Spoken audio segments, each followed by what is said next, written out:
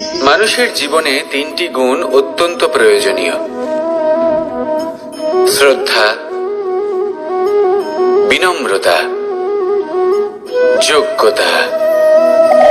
যদি জ্ঞান লাভ করতে চান তাহলে শ্রদ্ধার প্রয়োজন, যদি মান লাভ করতে চান তাহলে স্বভাবে বিনম্র হওয়া প্রয়োজন, আর যদি মনোবাঞ্ছিত স্থান লাভ করতে চান তাহলে যোগ্যতার প্রয়োজন।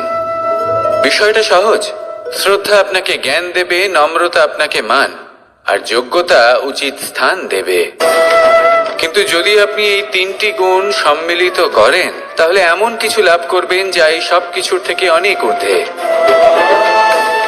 সম্মান। আর এ হলো সেই সম্মান যা প্রত্যেক মানুষের নিজের জীবনে লাভ করতে চেষ্টা করা উচিত।